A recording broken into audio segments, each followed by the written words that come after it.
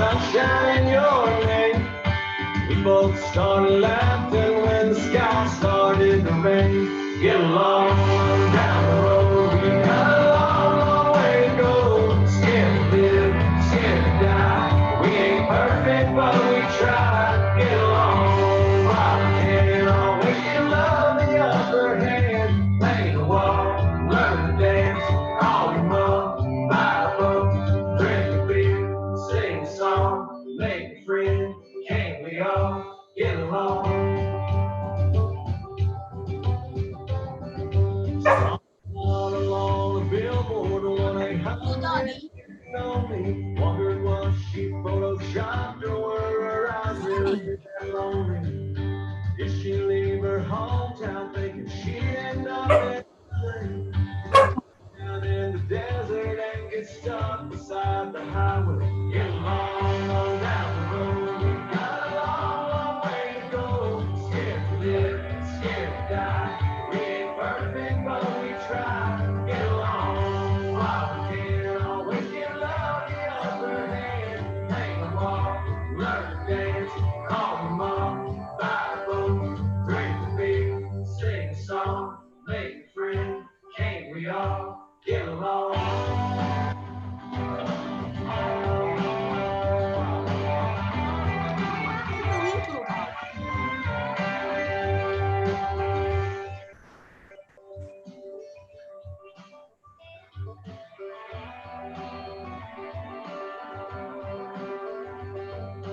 Find out when you die, the keys to heaven can't be bought. Still don't know what love is, but we sure know what it's not. Sometimes you got to get along down the road. We got a long, long way to go. Scared to live, scared to die. 8:30 it is. Good morning, good morning. Hi. Hi. Oh, so this is one of those things. I did a panel with Century 21, was it yesterday?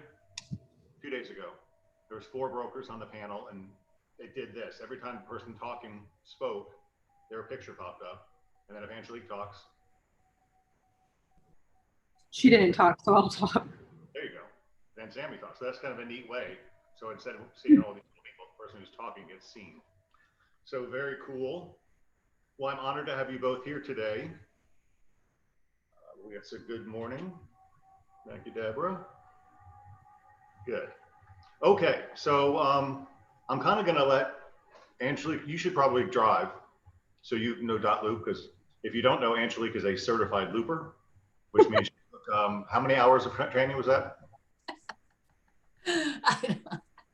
Hi, it's funny. It's nothing. It's silly. Just go on. Keep moving. You put it on your signature, so it means something. Because the little dude is cute. She's just sleepy. All right. So, oh gosh, where are these things? Chloe, settle it down there, doggy. Okay, so I'm gonna let you drive, because you are, between you and Sam, you're my go-tos. I get in dot loop and make a mess of things, and I call Sammy and say, can you fix it? She does. But I've learned a lot on getting there. And yeah. I hope the audience is going to tune in and start asking questions back and forth, because we get some really good best practices out of this. And one thing I want to make sure we do is Thomas McCombs asked me this morning, he wanted to come to the office to meet me so I could sign a document for him. And I'm like, dude, no, just put it in .loop and send it to me. Actually, no, I didn't do that. I said, just send me the form. I uploaded it to .loop, signed it, and put it and sent it back to him. And he thought that was really cool. So let's show people the neat things they can do outside of purchase and sale contracts and listing agreements too. So Angela, you know to share? What's that? Does Sammy want to start? Well, somebody needs to take control and share their screen. Yeah, that's you, Mom.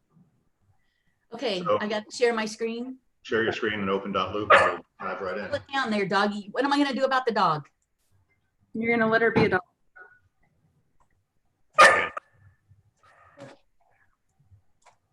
Okay, can everybody see my screen now? Can you see the .loop Yes. screen? Yes. Okay, should I start with, starting a loop, or you think we're beyond that? Okay, well, there's a couple things that I see a lot. My only real experience is with this Mirabay project that I'm playing with. And I go into a loop and there'll be 3 or 4 or 5 loops. So let's talk about when we're double siding our own transactions. Okay, so I'm the listing agent. I've got a listing loop set up, and my brother Jeff has a buyer and he sets up a loop for his buyer. Now we got 2 loops with the same address. Well, we have to keep them separate, right? So there's a listing loop and there's a buying side, or the buyer side loop, Okay. right? So we keep the documents separate, and you guys are different agents. You don't want to share your documents with other agents Right. unless you're both on the same side of the deal. Right. So- Unless you're double siding it, treat any agent like a co-broke agent. Good answer. Your will be separate. Unless you are double siding it, treat each transaction like a different agent, like a different co-broke agent outside of our brokerage. Perfect. And if you're double siding it, then you're going to start with your listing loop and you're going to add a folder for your contract documents. So your listing documents and your contract documents are going to be in the same file When you double side. when you double side it. Right. So in Okay. my situation where we had a house, we sold it, that deal fell apart. Then we created another loop for the next buyer. And now, then that's where it's just getting messy. So Use the same loop. We can just archive the folders within the overall file, right? So when a file is canceled, when a folder is canceled, when that contract is canceled, it gets archived and it's never deleted. Nothing in .loop is ever deleted. It's just moved out of sight, out of mind kind of thing. So we can go back and search archived and we can find the old documents if we need them. Okay, so that canceled transaction gets archived. Our listing documents are still intact. And then you add a new folder for the new contract. And a big thing with this that I get a lot of questions on specifically is when you have a canceled contract, but your people are still in there because you auto-filled your docs to have those buyers, you auto-filled to have the buyer's agent. If that canceled contract is canceled and no longer happening and you're moving on, you're going to want to remove those people from your loop and put in your new buyers and new buyer's agent to autofill your documents and not have a problem where multiple buyers are showing up. I get that. That's probably one of the most frequently asked questions I get is, these are buyers from an old contract. Why are they here now? And I'm like, well, you still have them in your loop and they're still marked as a buyer. So you just need to go down to the people section, click the 3 dots next to their name and remove them. So I do try when I'm canceling contracts, when you guys send in your release of contracts or cancellations, I do try to go in and remove the agents. So if we don't want this guy here, this buyer in the transaction any longer, that's the 3 dots Sammy was talking about. And this is a menu of options that you can choose from. And all the agents have access to this. And all you do is hit remove and then that buyer goes away. And this is another important note because somebody has come to me with this, is that will you go to the view details people section? Yes. So This is your main page, right? Where all of your documents are. So we've got the contract document, all the contract docs, and then you've got all your listing docs are down below. Okay, so that's the way we stack the folders. Listings first, then contracts, then paid at closing, then closings. All right. So those are the different folders within the overall file. Mhm. Okay. And So view details. there's also a people section here, but Mhm. you don't have the option to edit them as easily as you do in the previous section. On So the first tab. yeah, so I've had people come to me and they're just so frustrated because they can't figure out how to remove somebody. Right. And See, there's no remove option here. correct. So if you want to fill in the details of the people, you can do that here on a little bit of a bigger screen. But if you're wanting to remove, if you're wanting to add people to the team, the other section is much user friendly to do that. It's quicker. Yeah. And this view details section is important because this is where all of your addresses are, right? This is how everything gets populated on your forms. So .loop they've added a couple of features. They have an option for a full address. And then of course the full address goes in place here. And then they've got it broken down to where, like on our contract deal sheets now, you'll see it's broken down by street number and street name, and then city, state, and zip. So there's a couple of different ways that they've got the forms set up. Out of my control, all I'm doing is filling in the blanks here, okay? I'm just warning you guys. If you see these things change, it's just because we're updating and being consistent on the backside, okay? On the back end of the transaction. And then you also have you can enter the street number and the street name by itself. So when you're first building your loop, your listing or your contract, your buyer side, you're going to get the option to fill in the address, and it's going to populate from Google Maps. So once you choose the address from Google Maps that you want it, that that's the property address that you're working on, all of this information populates for you. So you don't have to come back in and do it again, but you might need to clean it up a little bit. Like I noticed you don't have because of count. abbreviations and stuff. So I think the best practice we're talking about here is when you create your loop, spend the time filling in the people tab properly. So I'm Right. going to show you about that because it's kind of important to get this right in the get-go. So say this is our contract that we're working on. We're going to add an addendum to the document, or a contract document, or whatever document that you're searching for. We've got our documents broken down by contracts, listings, addendums. These are the most frequently used documents that you're going to use, with your listings or your contracts. But just for the example, I'm going to populate a deal sheet because there's lots of information on the deal sheets. So I want to show you guys what they look like. So when you copy this, or when you build your loop and your document's going to be here, you're going to open your documents, right? So you would check all of these documents and you want to autofill. So this is your loop is built. You've added your documents. You come in and you want to check off the documents that you want to work on. So we're just going to work on this one contract document, and this autofill is where this is the important tab. This is the content tab, we call it. So this is where you can add your buyers, your sellers, your agents, your loan officers, your title agent.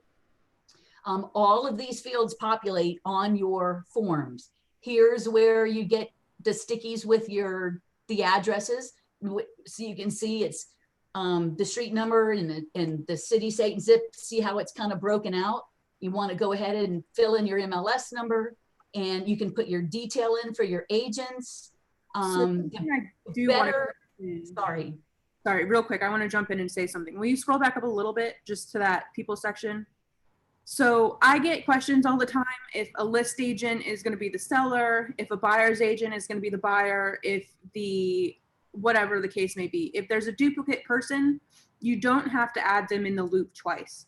If the listing agent is also the buyer's agent, you don't have to add them in the loop twice. So like, let's say Andy Simmons is double siding her property. Andy Simmons is going to be in her listing loop as a listing agent, and she brings the buyer. She can keep herself in the loop just as is and change her role to buyer's agent and autofill the documents that way. So all she's doing is adding her role. So you don't have to have multiple emails. You don't have to double add yourself. Just change your role and it will change your autofill. So that is something I get asked a lot and I see a lot of is people doubling up entries. if there's a person, if there's a POA even, it's a little bit more complicated in those situations, but if it's one person, they have one email, you can put them in the loop once, you don't have to double up. That's something, it's a little bit more complicated than that with POAs and LLCs and stuff like that, but just ask if you have a question. I want to comment on the LLC thing. The LLC has a managing member that controls and has the right to sell property. So we need the managing member of the LLC's email address and name associated with that LLC. Because I've seen it happen where we're having other people not eligible to sign a listing agreement use an email address for the LLC's name. So it looks like the LLC signed the listing agreement, but it's not the authorized person. We can't have that. When we put a listing on the MLS, we have to have a legitimate listing agreement, or we are subject to paying commissions to other brokers without any guarantee from the seller to pay us. So please be diligent with that. I'm just going to act like the dummy here just for fun, but you said change their role. So I'm looking at this. How do I change their role? I can't do it from this page. So you wouldn't do it from this page. You would do it from the menu that we talked about previously. So this would be all done and said. And Let's just go back and show them, Sam, while we're here. It's So- going to be down in this, in your people section, underneath the list of all the documents. Okay, so this is where you can change. You go to the 3 dots, you go to edit, and you go to role. And this is where you can change your role. You can choose buying agent, listing agent, none. So if you want, so when Andy double sides and she's now on the buying side, actually she should really just leave everything in place. Just leave yourself as a listing agent. You don't need to update your role, but you can if you want to. if you're Okay. using autofill. What happens if Andy buys her own listing? Leave it. Just put it in there as one person. You cannot use duplicate email addresses. So Just it's know just, you're gonna have funky issues with autofill. But as long as you you're will done- have issues, but you can go and reassign those. You can But- reassign the autofill spots. maybe that's what we should do next. Okay.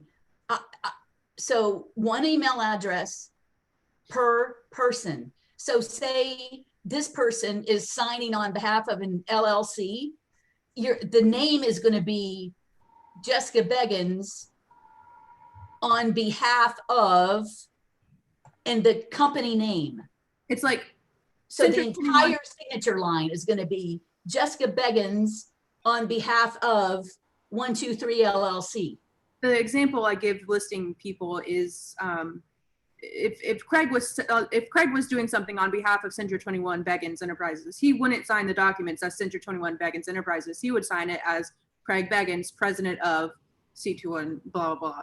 But what you can do is put the person in just as this, Jessica Beggins, put their email, and then all you have to do is update the first line of the listing agreement or the contract to have that full line to show that relationship. And then that way, when she signs an initials, it's just JB and it's not JBP of C21.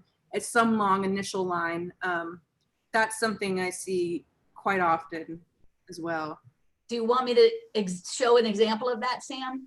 Yeah, you can. So let's go back to this contract deal sheet that we added, and let's go back to the autofill. Mhm. I need to back up a screen. So now we're going to go back to the autofill. So we fill in all of our details here.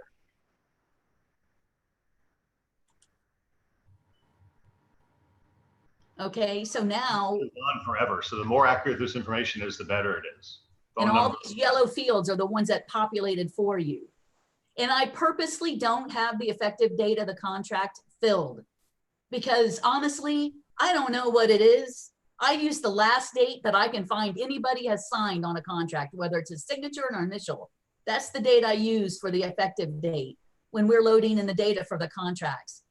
I wish I could just have a blank that says effective date and you could just write in there. Right. Can we make a request of the Florida Realtors Association, please? You can't because it's the last date upon which last person signed, initialed, and delivered the document. And we And I don't know when it's delivered, so I'm gonna leave this effective date blank. You guys, the agents, can fill this in. Otherwise, it's gonna be, when I'm looking at the contract and reviewing the docs, it's gonna be the last date that I can find a signature or an initial. that has the date by it. It may not be accurate because if it wasn't delivered on that day, then it doesn't count. So that's why we use it. Doing the best I can. Not talk about you, but talk the agent. That's why we use the critical date timeline to show an agreement of when the effective date is, because it is a questionable concept. So the commissions are important, the MLS fees are important, who's paying the transaction fee is important, because if your client isn't paying, the agent is. So these are things that we want to know. We're not just putting it out there for fun. Well, let me be a little stronger because I talk to Angelique a lot, and one of their biggest complaints she has is that you guys don't fill out your deal sheets. Mm-hmm. I'm like, well, we're gonna have to just not hold their check until they turn the deal sheet in, and that's not punishment. Is not a good solution here. Doing the right. When I'm completing the deal sheets, it's because I want to get on with the process because it affects our back office, it affects our title company with the escrow checks and stuff. So I'm just trying to start the process. It affects the hot sheets. It affects our production reports. So I'm starting the deal sheet, but I'm sending you guys a message in your .loop file through the Messenger app and letting you know that, hey, I've started this for you. Please take a look. It's important that you guys actually go and review your document, because what if we get all the way to closing and it's wrong? Now, when you send a message through Messenger, are they getting it in their email or how are they getting it? They get an email notification. So if you log into .loop, you don't have to log into .loop. Nope, you'll get an email notification to your BE account, or you'll see that this is the Messenger icon in your file. This will be highlighted. It'll be turned on. It'll be orange. So if that'll be you come into your file and you see that this is orange, there's a message in there waiting for you. Or we've responded to a message, but we haven't turned off the light yet. But you can go in and check your messages through this messaging icon. And then when we're reviewing files, say this contract deal sheet isn't completed, I'm going to come specifically to the contract deal sheet or the document that is needing a signature. I'm coming to the messaging icon next to the right of the document, and I'm putting a note here, and I'm saying to the agent, hey, we're missing signatures on page 11, line 42, and I hit send, and then you'll get an email notification that's titled the document name with the exact thing that needs to be corrected. So that's important to note, because I always feel bad when I'm reviewing a file for listing or contract compliance and I'm sending so many compliance notes, but that's why I do it, is because when I'm scrolling through the list of documents, I send a message off of each document that I'm referring to. So you guys can see it a little bit more. And then also so admin can go in and see, because I'm not the only one on contract compliance. So if Angela needs to go in and something's resubmitted, she can go and see why it was returned in the first place and check the document now that it's resubmitted for that item. So absolutely. I know that sometimes I blow up your guys' emails with compliance notes, but there's a reason behind it. And why don't we spend a little time and show them how to set it up right in the first place so we don't have to miss everything? Yeah. What is it? Prior proper planning yields positive results. So when you create the loop in the first place, you know if you're going to need an HOA rider, you know if you're going to need a condo rider, you know if you're going to need a lead-based paint, you know if you're going to need all this shit. So let's put it all into one thing. So we send it for signature. It's all done at one time, and that would make compliance a lot easier too. Well, everybody would be a lot happier. The clients would be happier. The agents would be happier.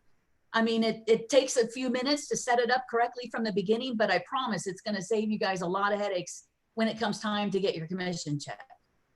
So I'm seeing a couple messages in the chat that we can address. If we start a new loop, let's do it where we have 3 sellers and we have to add an initial box for that third seller. We can copy that. That's Devana's question. She said, can you please show how to copy signature or initial boxes to a contract? So we can go over that. And then another question that came in, it says, when adding buyer or seller in the autofill section, you can pick no one. However, it does not autofill no one. It autofills a signature for the buyer or seller. The agent has to go through every page of the signature line and change it to no one. If not changed by the agent, the buyer or seller will sign their name in a blank signature line because no one did not autofill. Because our forms are formatted. Our forms in our templates under the document section, all of these forms are pre-formatted for you. fill for buyer or seller. So even if no one is selected, it's still going to say seller sign here, buyer sign here. Unless you autofill it to Bob buyer, it'll show buyer sell here. But that is something, that's more of a dot loop back end thing, how their documents are.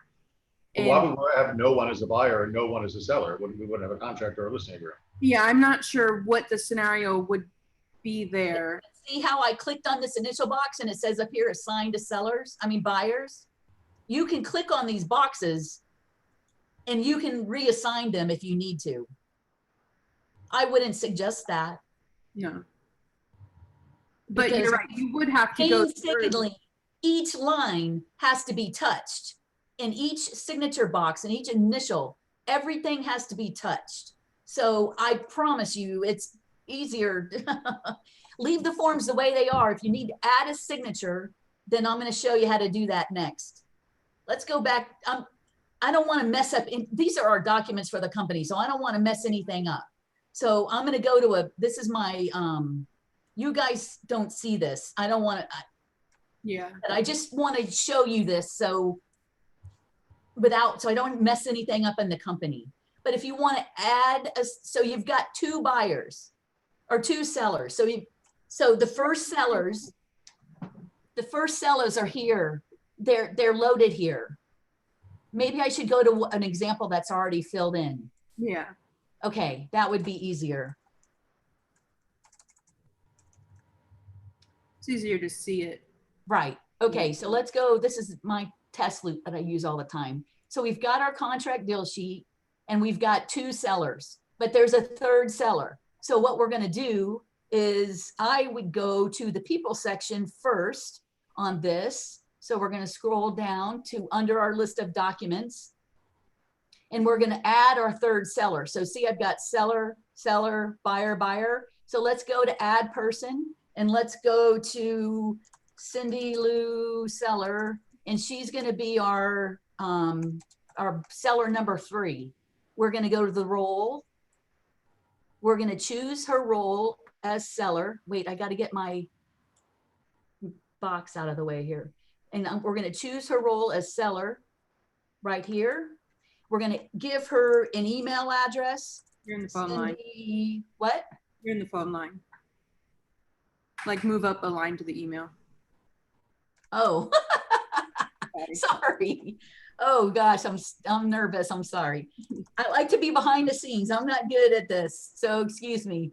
Cindy, of course this will go nowhere, but I'm just going to use it as an example. Okay, so now we're going to add our third seller to the loop. So now see she's up here. Here's seller and here's seller. Okay. So let's go to like the contract. What? Let's do it on the contract instead of the deal sheet since the contract has signature box. Okay.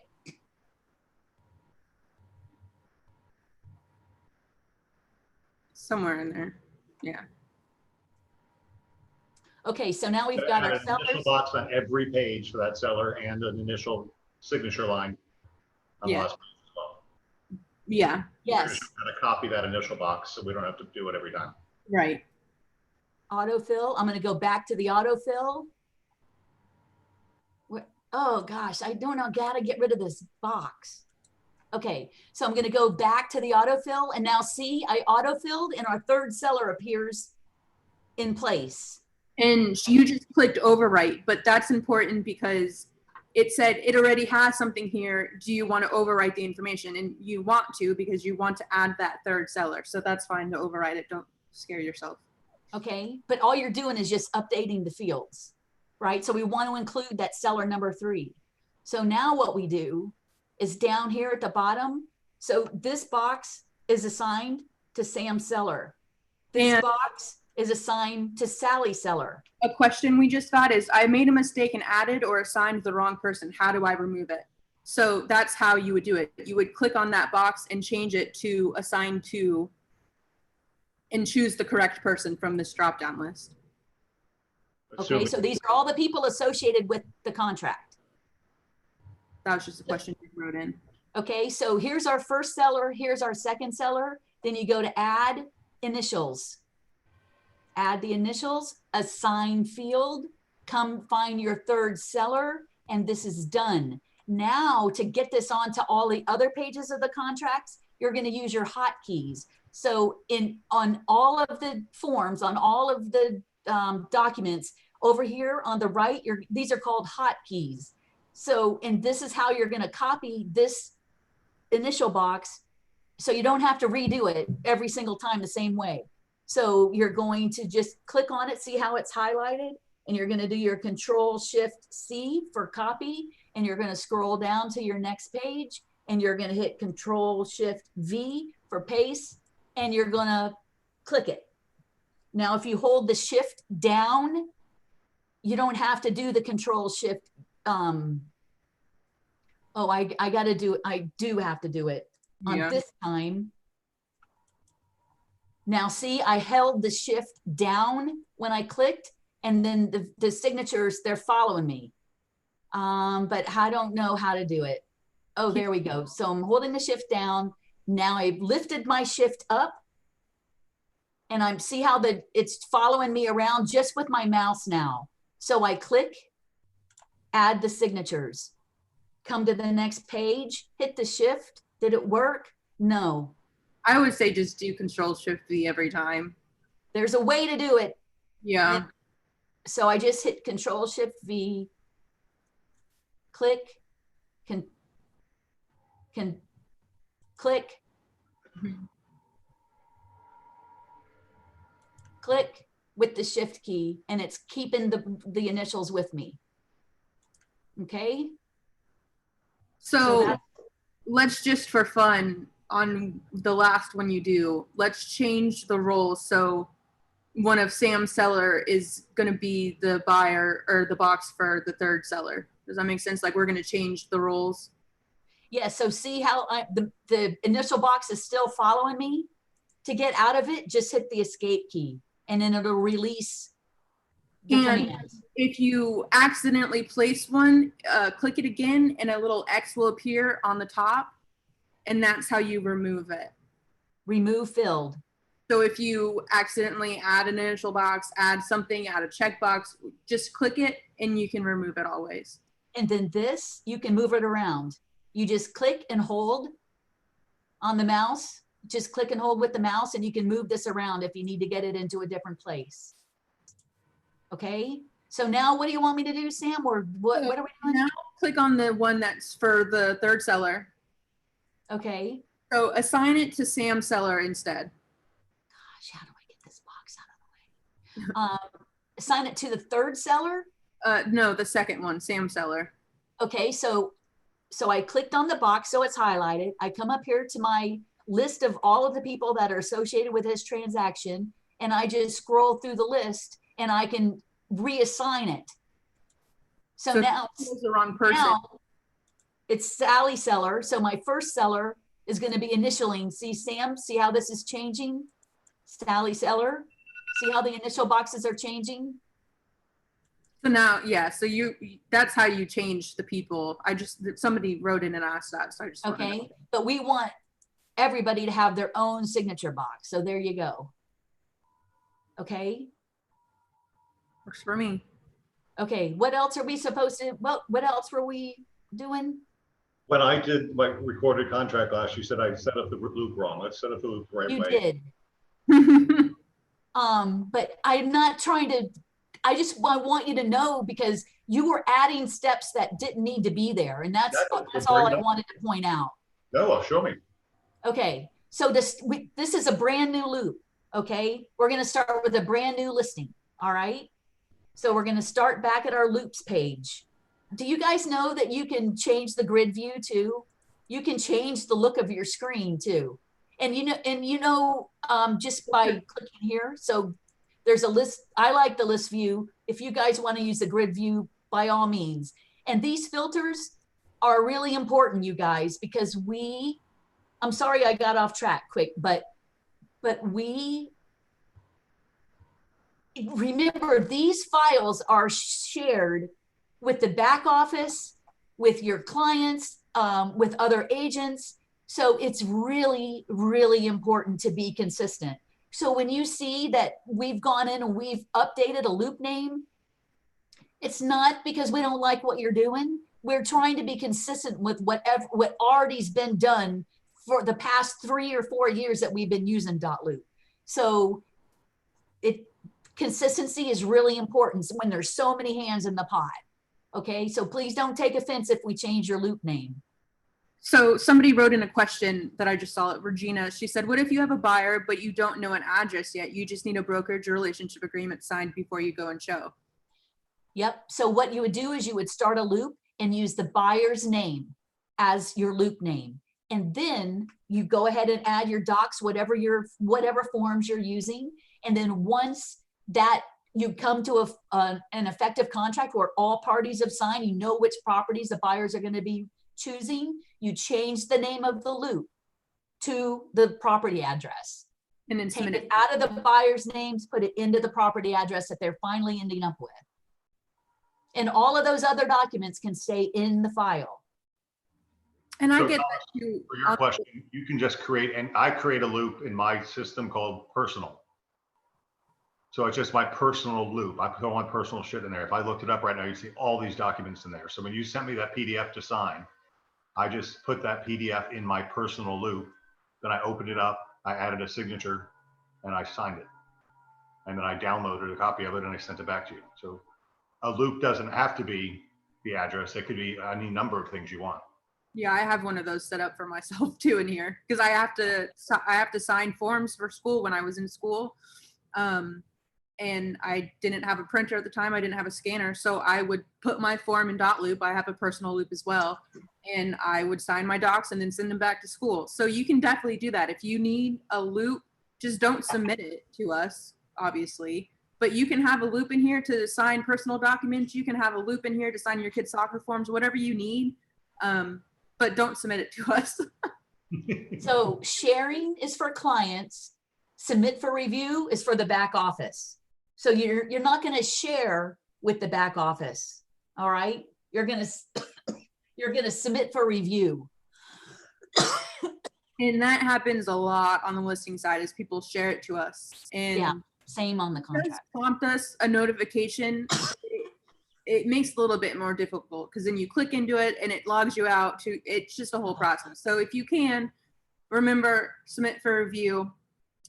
It just takes a couple steps out of the admin. Hang on a second. I'm sorry. Somebody's at my. Okay, Sam, would you look at Darby's question? I think it's a good one. Yes. How do you handle a loop when an agent from another office uses .loop 2? We end up with 2 loops. All right, so this still confuses me to this day, but I figured out a way. Basically, when a person is sending a loop, what they can do is they can pull in the address from Google Maps, or if they find your loop, they can tack onto it. So I don't have my screen shared right now, but basically when you start the loop and you're putting an offer on it, it will pull up from Google Maps, or it will say listed by so-and-so and have the MLS number. So if they're choosing that MLS number loop, they're choosing your loop and they're going to have a separate loop view, and you're going to be a person in their loop, but you won't have full access to their loop. So it's kind of like a client view. They're only going to see what's shared to them. You're only going to see what's shared to you. And really what I say is when they have their own loop, copy the documents from that loop to your already existing listing loop and just create a new folder and use your existing listing loop for your documents and just copy them over. So when Ange gets back, we can show you how to copy documents to one loop to another. I think that will be a little bit more beneficial here, because if you're trying to go back and forth between 2 loops, it's kind of nightmarish and it's hard to tell. But like, as you can see here, we put buyer side in parentheses. So that's something you could do to differentiate them for yourselves until you're ready to submit for a review. When another agent uses, so yeah, when they have their own loop, what I would say is copy the documents from their loop to your existing listing loop. Well, show us how to do that, because that sounds really simple, but I'm in my head going, how do I copy those documents? Well, now that Ange is back, she can walk you through it too. I just don't have a screen I think it's funny that you're calling your mother Ange and your father Craig. Well, it's because I don't want to email people, oh, my dad says this. Like, that sounds so bratty. So you're Craig and Ange, sorry. Especially for people who might not like know the really, like if they're new to the company, not gonna be like, oh, my dad. Anyways. Lauren Flesh, I let the PAs do this. Yeah, Elizabeth and Chrissy, they're great. Barbara, Rachel, they're all great. And they do help with loop setup a lot. Mom's muted. Does she know? Angelique, you're muted. You're muted. We can't hear you. It looks like what you were saying was important. But No, we call them transaction coordinators because it's industry standard and it goes along with everything else that we're doing in our forms. And we've got like 8 transaction coordinators. Debbie's a transaction coordinator, Celeste is a transaction coordinator. So let's start calling them TCs. All right, so the question was, how do you handle a loop when an agent from another office uses .loop 2 and we end up with 2 loops? So I was saying to copy the documents from the other loop to your existing listing loop and create your own folder and then use that to submit to the back office. I don't know if you have a different process for that. You might. I do the same thing. There's different views. So you're seeing your view of your loop and you're seeing that other agent's loop, the documents that they shared with you. So you're seeing 2 views. So you want to merge them or you want to copy them like Sammy is saying. Yeah, but so let's just go here. And then Josephine Baker, she said, can you show us how to add a 3rd line for the 3rd buyer person signature? So we kind of went over that with the initials and it's the same thing. Instead of choosing initials, you would choose signature and then paste it just like that. So if you want us to go back over that, let us know. Or if you can go back and see that. We did touch on that a little bit. Okay. Yep. It's the same thing with what we did with those buyers initials just a few minutes ago. Yeah. From here, let's also show how to copy documents from one loop to another. Super easy. Right. And so I think that's the thing that will be important when you have another agent using .loop. They have their own loop. You're trying to use one loop. There is no way to get rid of their loop. You're going to unfortunately have to use 2 for a little bit as things are getting signed. But once things are signed, it'll be much easier. And yeah, copying documents will be your best friend.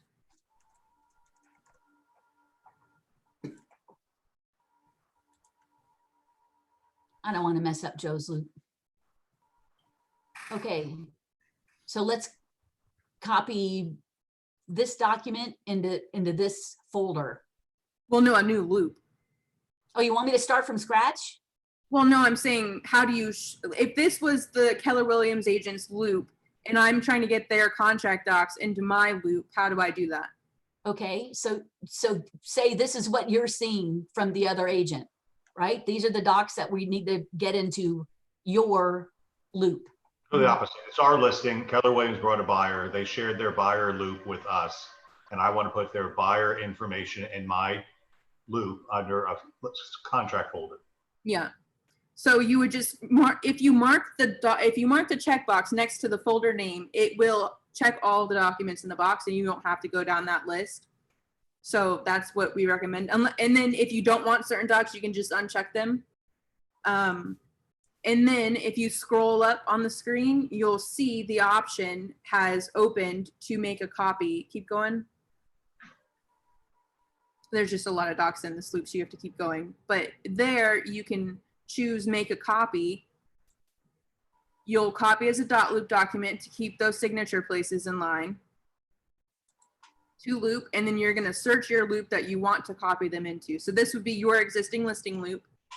And the important thing here is that you will already have to have a folder set up in your loop to transfer them to, because it'll ask which folder you want to put them in. So if you already in your loop that you're copying the docs to set up a blank folder, you'll be set.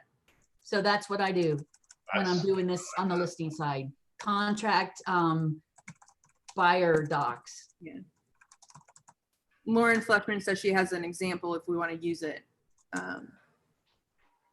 And then Jessica said, the docs you would want to copy would be things like the seller's property disclosure that's already signed by the sellers, and any MLS docs that you don't want downloaded that are already signed by the seller. So yeah, basically you're copying over those important, like, both signed documents. And then Sandy Tam said that she downloads them, and that's a viable option too. You If can you don't, download them and then re-upload them. That it's either way works. You Yep. can copy them as a .loop document, or you can download them and then re-upload them to your file. yeah, whatever way works for you, whatever way is easier for you, go for it. But copying them will allow the .loop signature and initial boxes to still be clicked. You can still edit the documents. Once you download them, you'll lose that capability. But if you're already at that point where those documents are a PDF and you can't edit anyways, there's no harm in downloading again and re-uploading. And yeah, merging loops. Celeste just wrote in and said, I have merged loops, which is easy, but you have to make sure you're merging into the correct folder. And with merging, a lot of the times, the system won't let you. It'll say it'll ruin the experience of the viewer in the loop or something like that. Of the person that you're sharing with. So the merge isn't always available to use. But that is a very helpful tool. And if you want to know more about the merge system, if you ever think it's going to be necessary, just shoot me an email and I'll help you out. Because I don't think it's too widely used, so I don't want to dive and confuse people here. But Oh, I like the idea of the copying, yeah, like Sammy's been talking about. So you would just check off your documents and then you're going to make a copy. And then you choose the loop. You want to leave it as a .loop document so everything stays in place. If you go here to flat PDF, you won't be able to click in and edit anymore. You're right, no editing, okay? So you'll go to loops and then you'll just search the address. And it'll come up, and Yeah. when you open these, see how the folders are in here already ready for you to go? So that's why it's important that So you it's create that folder you want it to go to already. so everything that Would we're it be- copying, Would it be a good practice every time I set up a loop as a listing to also put a contract folder loop in there? Just I'm gonna have one. no. No, because you can just add it when the offer comes in. What if it never comes in? Then you're just cluttering up your file. I mean, people do that, and I just leave it because I know that's what they're doing, and I don't mind. But really, it's easy enough to just add the folder at the time that you get the contract. But if you want to be prepared, if you whatever you feel like doing, we're not going to stop you. But really, there's no need. But if you're proactive, you want to, get a head start. Sure, go for it. And the other thing I'm doing too now is when I built out the templates, we should go back to the starting from scratch, a new loop, right, Sam? Yes, please. We Yeah. missed that earlier. Okay, so these are our contract documents. So I hit templates, the templates icon up here in the right. These are all the documents that are available to you guys. You're going to see, these are a lot of the builder partners that we work with. And these, for instance, when we work with the same people over and over again, we just save the disclosures in a folder for them so they don't have to keep re-signing over and over again. And you guys all have access to these folders too. So if you're working with Scott Wheeler on a deal, you can come in here and you can add the documents that are already signed by him to your file without having to include these for his signature again. And it's really mostly those three docs, the affiliated business, home warranty, and seller property disclosure. Those are the main docs that we copy over time and time again. Yep. So So you you're have- adding these to your folders, to your files, right? When you're starting your loops, you're going to add these and are already going to be done. They're not going to have to re-sign. There will be an extra step where you will have to drag those into the placeholders in your loop. So when you start the loop, you will have an affiliated business placeholder that's required, and it will block you from submitting your loop. Let's show them that, Sam. Well, let's Yeah. get the setting up the loop part first. 'Cause that's Okay. that's an important thing that I get a lot of questions on is, well, I have show the tax record in the loop, but it won't let me submit. So yeah, let's start a loop. Yeah. And I also want to show everybody that we've got the loop templates already in place, right? You don't That's need to what go it is. pick, you don't need to go pick and choose We what took the forms? You don't have to remember what forms go to a file because we've already got everything built, pre-built out for you. Okay, so your templates are in place for your listings. Now, you did away with the list with Beggins forms versus the Beggins Enterprises forms, right? Yes. Okay, that's a whole nother ball game, and I don't want to get into that right now. But these are not live. This is my view. I'm working on building these forms out. These Okay. are not live. The Beggins agents won't see these, and neither will the BE3 agents. BE3 agents are using these for the temporary until I can get things worked out with .loop. Okay, Okay. so I want to do a residential contract. What template do I pick? a residential let's start with a listing, and then we'll add a contract to the listing folder. I want to talk on those added docs and submitting. And yeah, so let's just start a loop. Okay, I'm going to start a loop. So to start a loop, you're going to go to here to add loop. And the first thing you're going to do is you're going to put your property address. If, like we were talking about earlier, if you're working with a buyer and they don't have a property yet, just use the buyer's name. All right, but let's just use a property address. Somebody give me an address. 1802 Sterling Falls Court. Who? 1802 Sterling Palms. Yep, right there. See, library used this address. This was my address in Brandon. Okay, so But that's important because you'll see other loops that have MLS numbers, or you'll see from Illinois, you'll see from Colorado. Make sure you're choosing the right city, state, location. I haven't seen that be a problem yet, but that's something to point out. okay, so this is going to pull from Google Maps. I'm going to hit continue. This is where I'm going to choose my loop template, right? So if I'm working on a listing and this is a residential listing, that's the template I'm going to pull, and all the documents are going to be in place for you. Required documents. You might have other things you want to add that we're not aware of. That's right. But this is the starting point. So So I'm you're gonna, gonna, yeah. you're going to pull the template that you want to use. So it's sorted by listing and the various property types, because the various property types have different forms, of course, right? Mobile homes versus commercial versus vacant land. And it's the same, built the same way with contracts. Let's do a residential listing. Okay, so I'm scrolling back up, and I'm going to the sorry. Something else is The listing, if and then you're- I'm hitting continue. You can skip the photo. We don't need to worry about the photos. And then we're going to create our loop. So the first thing you're going to do is you're going to hit you're going to update your status, and you want to choose pre-listing. If you choose active, that means anybody who uses, out of the 30 million people that use .loop, can see your file. Okay, so you don't want to choose active right from the start. You let us choose active when the listing is ready to go live on the market. when we make your listing live, we change your loop status. Yep, and I do the same thing on the contracts. If this was a contract, it's going to say pre-sale, before it goes under contract. And then when I'm working on the file and going through compliance and doing my data load in, that's when I change the status to under contract. And then it comes off, so it's not readily accessible to other people. What do you mean all 30 million .loop users can see it? So, Remember when we were just choosing that from the drop-down menu? Right? and you saw the various addresses. If this was, I can go into some file in Chicago and look at their contract docs? Yep. Well, Yep. you're not going to see anything, but you can see that it's an on-market listing. right, Oh, You okay. won't see their documents because nothing's shared to you, but you can see the basic info. right, the property address, and you'll be able, in the MLS number, so Well, you the can Google Maps link, anyway, so- you can link to that loop and get the docs that way. So, but they have, of course, there's permissions. Yeah. I don't want, that's too much. I don't want to get into that right now. We're running out of time. Yeah, We can come back and do this again, but let's just start from scratch, listing residential loop, and we're going to choose pre-listing. You can go ahead and enter your list price here. That's fine. And there is no closing date. So you're going to go view loop. to view loop. Now, something I want to touch on before we run out of time.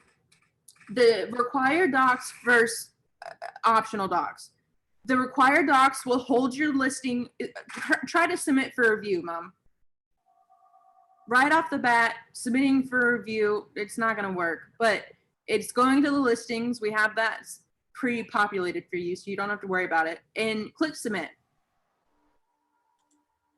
So this pops up. So whenever you tell me that your loop, you can't submit and you don't know why, I know that you're being told why because this pops up every time and I know you don't read it. So please read it.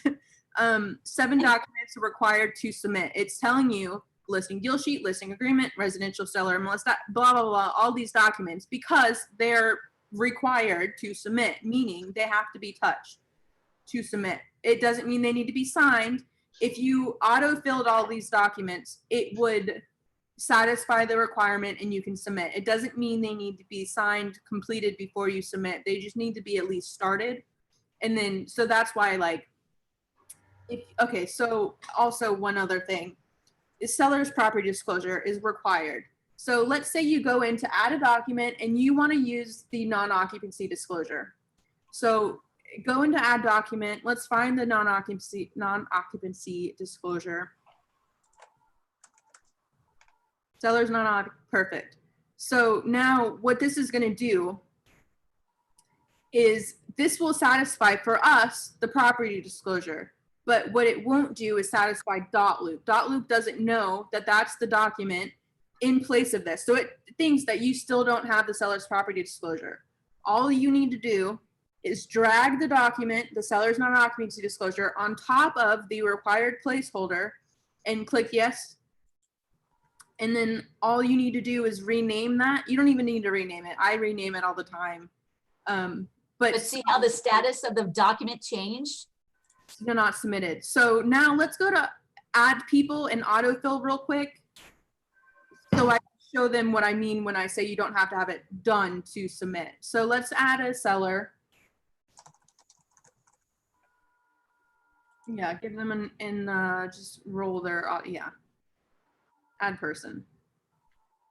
So now let's scroll back up. Well, I guess add yourself as a listing agent, but it doesn't, yeah.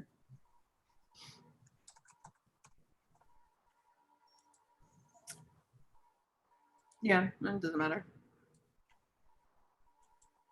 So add to your team, that means you'll have access to everything in your file. Mm-hmm. And I had this question yesterday. Randy and Courtney work together all the time. And Randy's had a couple instances where Courtney adds him to the loop, but Randy can't see the documents. And that just means that that extra step to add to the team wasn't taken. So if you're in the loop, everything should be there, but you're not seeing those documents, it's because nothing has been shared to you and you need to be added to the team. And if you are working with a co-agent, if you're working with a transaction coordinator, whoever, and add them to the team the first thing that you do, because if you don't and you add them later, you're going to have to send a team invite and that might get lost in email, might lost in translation. A lot of people have trouble with that one. So add them to the team the first thing that you do, and that co-agent will see what they need to see right off the bat. You can work together. So that's just a little tangent there, but okay, so let's add person. And you do not add anybody else to your team. You don't add your clients, your title people. Nobody gets added to the team except your co-agent. I cancel team invites a lot. Sorry. Me too. But you don't want to add to the team. Only the other agent that you're working with on the same side of the deal. Yeah, never your co-broke agent. Okay. So see, it's sent. Yeah. Okay. Go back up now. And let's check that whole folder. And I can check them individually, or I can check to the left of the folder name. If you click open now from that top menu bar, right, it will open all of them together. And now autofill will pull all of those docs. So it'll say autofill. You got your Sally seller, you got your person in there. So you want to spend the extra 3 minutes and just make sure everything's in there the first time. Yes. Yep. Yep. You can go ahead and add your dates in here, So the do that. Put price. it in there so we can show that they fill on all the docs where they show. Just choose any date. It doesn't really matter. I'm missing part of my screen. The The Zoom box. yeah, it's I've pushed mine to the side. I don't know. you can go ahead and add your legal if you want to. You can It'll copy and paste from your tax record. You can add bedrooms and baths. All of these things, these are options for you to fill So in. this will start filling in your data form for you. Those 13 pages that are really annoying to fill out, autofill will take care of some of those for you. Yep. So your deal sheet will populate. And then your listing agreement will start. 39 fields have been filled. See this over here? So anything in yellow is going to be auto-populated for you. Anything that's not highlighted means that you are going to have to add the information in there. Mhm. So Again, spend the extra couple of minutes and fill out everything on the autofill tab. It'll make your life a lot easier. It'll let you submit for review with all the required forms. It'll make Angelique's job a lot easier. So when you scroll through, you'll see Sam sign here and then a line that says seller sign here. So the Sam line is assigned to your seller and then there's no second seller. So that's just blank. That's The why it's seller- unassigned. And the seller could sign there. So if Sam seller wanted to come in here and sign it, it would let them. So I think that's what somebody was touching on earlier. That's just your client signing more than they need to. Just let them know only sign where it's sent to you. So let's save this and then go out and look back at the documents list. Because you'll see now that just doing this has lifted that required restriction from you to submit. The only thing you will have to do is pull in the tax record because the tax record you can't auto-populate and it is a required document. So I'm going to back out. That's And the I'm going to only go to our document list of that would documents. keep you from submitting. Because if you scroll down now, you'll see not submitted, not submitted. So say we've got to add, so let's just add the tax record. I'm going to go to add document. I've got this saved on my desktop. Sorry, Yeah, you could browse. browse, and I'm going to go and I've got this saved on my, I have a folder to process. Keep a folder, a working folder on your desktop. Just put your all of your files there that are coming and going, that are coming in and out of the files. So choose the file that you want to add. So I've just added a tax record So and I'm now going to drag it on this is where top people of the tax talk- record and they're placeholder. Yeah, they're like, I have the tax record in my loop now, but it won't let me submit. So what she just did of pulling that into the required tax holder place is the key to being able to submit. So yes, And you do have the now record in there. we can submit for review. Yeah. Okay. Which tax record do I like? I prefer Hillsborough County Property Appraiser tax records. A lot of agents use IMAP. That's fine. Keep using IMAP. It's the same information most of the time. I just pull from the county, but most of the time the agent is submitting their IMAP report, which is perfectly fine. Yes, Regina, you can pay $160 at closing for someone like Elizabeth or Yeah. another transaction coordinator to take this task so you can focus on leads and selling. Yes. As you've heard me say 1,000 times, if you don't have an assistant, you are the assistant. It's really important to get to know how to use .loop though. The You do. TCs are great at what they do, but if you don't know what you're doing in .loop, you're just hurting yourself. So when I'm onboarding and bringing in people that are new to the company, their first few deals, I really think they should do them on their own. So they understand what's happening. They understand how to get around and navigate .loop. It's important. .loop and Zap, those are your primary platforms that everybody needs to know. Because then you can also tell your transaction coordinator what needs to be done. You can still keep up and you won't be lost in the dark. Your transaction coordinators will be happy that you know what you're doing. You'll be happy you know what you're doing. So it is important to still get And somewhat. you're the one communicating with your clients. So your clients may have trouble with signing or something may come up and you're going to want to be able to help your sellers get through the process. Although it's pretty point and click for the sellers. I mean, it takes them directly to where the next field is that they need to sign. But if they have questions, you want to be able to help. So it's important to understand the process. Yeah, and Nancy said, plus you need to use it on the evenings and weekends, so you need to know it as the agent. Okay, so does this cut? Let me just add another thing I just want to talk. Jessica went to my dad's house over the weekend, and she was negotiating an offer. And by the time we got back to my house, it was done. We were in the pool, and Jessica's in the pool with her iPhone. I heard her, she put the seller on speaker. I heard the whole negotiation. She then opened her Dotloop app on her phone. She added a document. She made it an addendum. She wrote in what she wanted to. She added the signature. This is from her phone in the swimming pool. Yeah. In probably less than 5 minutes, the conversation had, the loop was done, and the confirmation that the seller got it and signed it was back in her notification. I mean, learning how to use this will just really make you a rock star.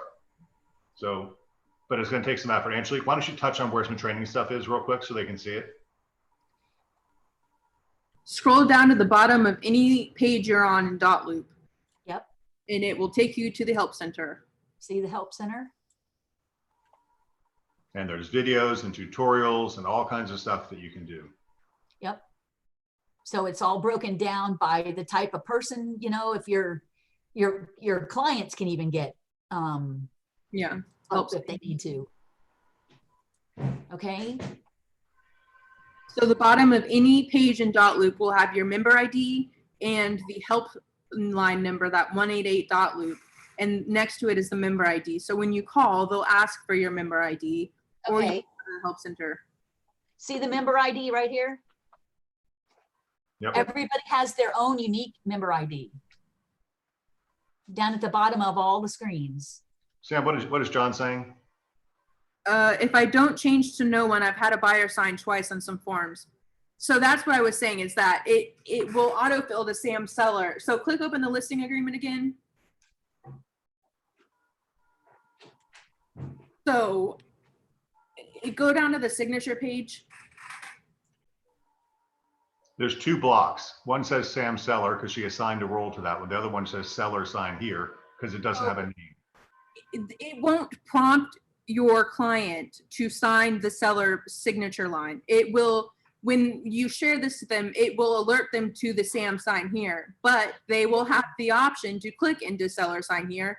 And I've seen that happen multiple times. It's seller sign everywhere. They can. They don't. That's just more of a seller. You just have to tell them not to sign where they're not assigned to. That's really what it comes down to. Or you could put no one there, I guess, if you wanted to. Yeah, or you could take the time to go through those documents. Click seller sign here, Mom. Click that box and assign it to no one. I don't know what's happening. I'm Click on sorry. it. No, yeah, you're fine. So click the box and you can assign it to no one. Now, while doing this, your seller can still sign there though. Now that it's assigned to no one, it means anyone can sign there. So there's really no foolproof way except to tell your client only to sign where they're designated to sign. Because And they should be led through the signing process. and they will be led through the signing process, but that box will still be there for them to sign. And I see this a lot of the seller will sign in both spots. Yeah, no one is no one. Anyone will allow anyone. Okay, that's good to know. So if you choose no one, it will not let anyone sign there. If you choose anyone, it will let anyone. Okay, that makes sense. But yeah, it's really just telling your seller, hey, don't extra sign. I don't know if there's really a way to block that other than going through the documents and changing no one. Changing each initial and signature box to no one. Cool. Well, guys, we got a lot of positive comments on this saying thank you for the training. This is great. I really think it was. We had 79 people online at one point. We were kind of all over the place, but I hope we touched enough to make sense. Yeah, I think Should we'll we probably just do this. finish this and get this property under contract? We still got 63 people watching and we're recording too, so let's go and finish it. Okay, so I'm gonna add a folder. So say this listing is now going to contract. You're gonna add So it. they need to review. Let's make sure. How often are you seeing things not being submitted for review? A Not lot. often. I don't see it very often because Well, the thing that I see here, I get an email that says help and then I go fix it. yeah, the thing that I see the most here is that they're adding their contract docs to the listing folder and submitting it to listings, which then Right. makes me go in here, I add a new folder, I move those documents up and I resubmit it to contracts. So it's fine. I just do that extra step for them. But It's better to add your folder for your Yeah. contact though. yeah. And because the idea is to keep your listing docs separated from your contract docs. Because what if this contract cancels, falls apart, doesn't close? We can archive the contract docs, but our listing documents are still intact, still in place. So if you double-sided this, you don't need to bring your affiliated business disclosure up into the contract doc. Leave it down into the listing folder, and then you can make a copy if you need to, but And leave your listing documents intact. Same thing with the addendum, same thing, seller property disclosure. I see this all the time. Seller property disclosure, the addendums like HOA, what you guys are doing is from your listing folder, you're sending those out for signatures. And then the listing folder has no longer only a seller signed copy. So if that deal falls through, you're gonna have to redo the seller property disclosure and have your seller sign it again because those buyer signatures have taken over the document. So when doing this, what the best thing to do is make a copy of those documents that you need the buyers to sign, move them up into the contract folder, share those ones for signature so your original one stays intact. Wow, Sammy, that's sharp. Well, because what I do when that happens and they do that, I go back to the MLS attachments in MLS, I download the document and put it back and I sort their folder out. So I'm doing that for you guys right now when I see it to correct it. Well, I'll say it because people can't talk to you. I think So now I just copied the property disclosure. I think they're very appreciative of what you guys do in the back, but I think it'd also be very responsible for the agents to learn how to do this on their own the first time. Yeah. Then we can be a lot more It efficient. solves a lot of problems down the road doing it the first time, because what would happen is that your seller would be mad that they now have to re-sign the seller property disclosure. Well, didn't I do that months ago? Yeah, well, now I have to have you re-sign it. So it just starts an easier path down your road. Okay, so let's get moving here. So we got a listing loop set up. And, listing and now, loop. Now we're gonna add a contract loop. and it's from a co-broke. Okay, so if you go to add document and go to your templates and you scroll down a little bit, you're gonna see co-broke contract template, co-broke contract template, our buyer, right? So if you have both sides, then you would choose this template.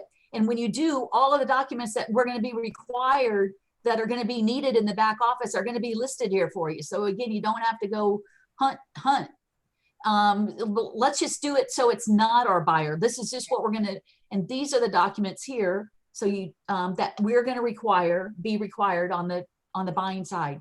Co-broke contract template, select all. Now we're gonna bring the placeholders into the loop. So now you know you've got to get these documents in order to get this put together correctly. So we've already added our seller's property disclosure. So I'm gonna drag and drop it in place over the placeholder.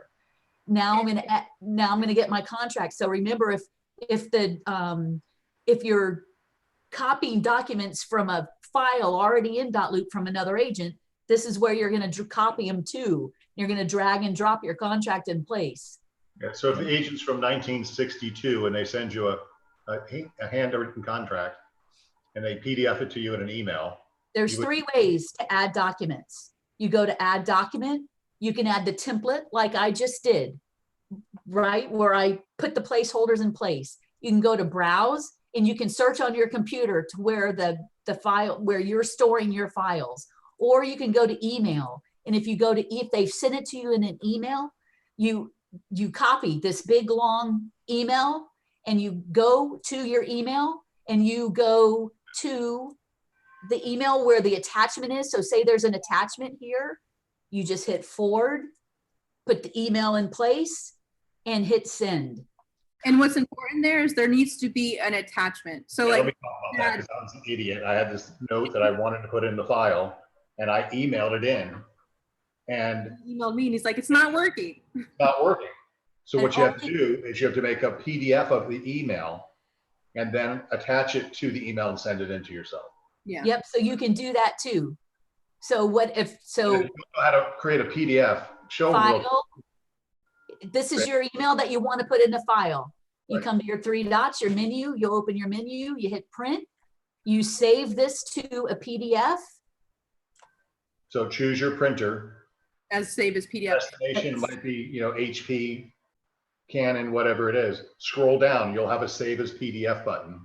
And So this, these are, anytime that somebody emails in a price change, anytime somebody emails in a note to me that I'm adding to the file, this is how I'm getting it into the file.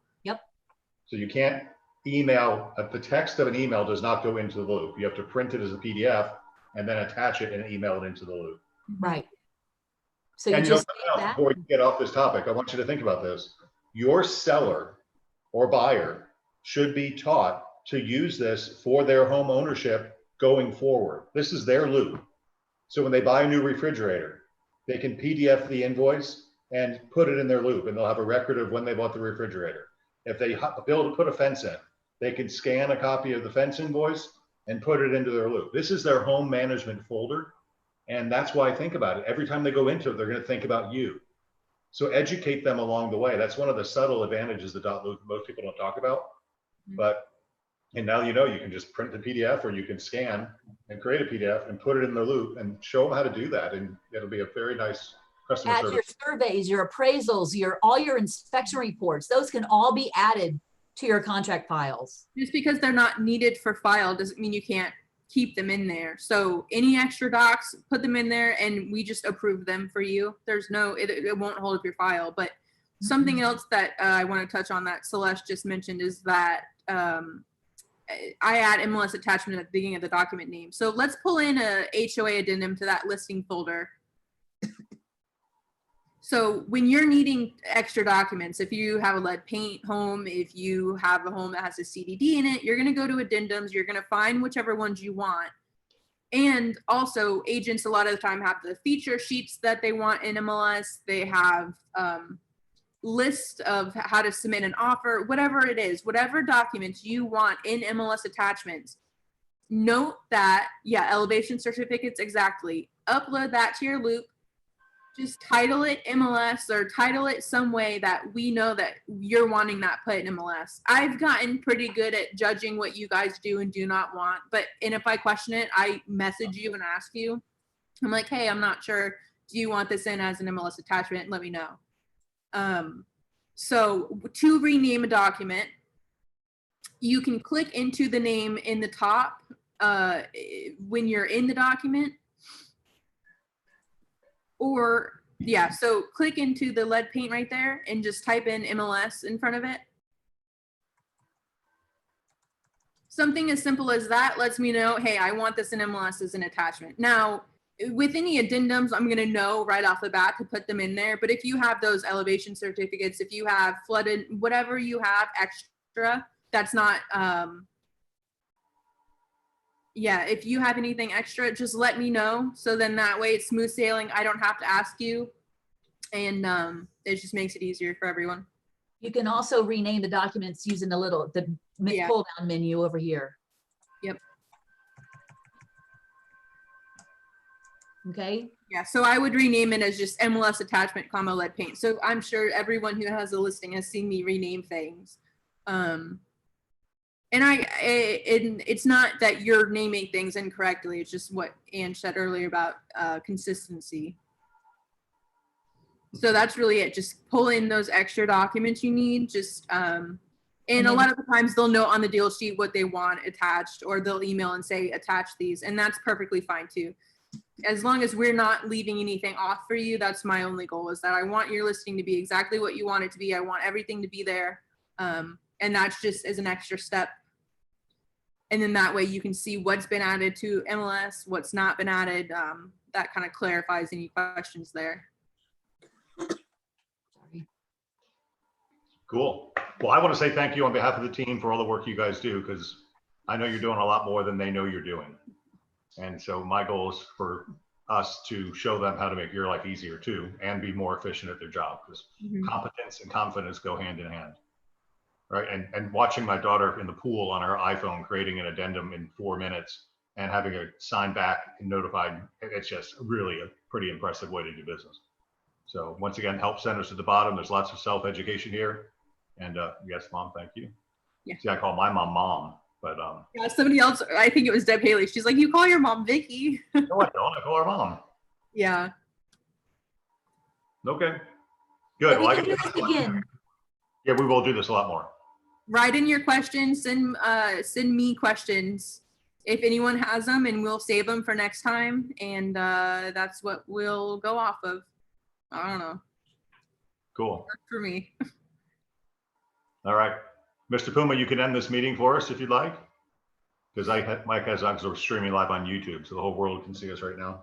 That's Oh, not good. great. Bye. Bye, everyone. Thanks. Thank you, Sam. Thank you, Ange.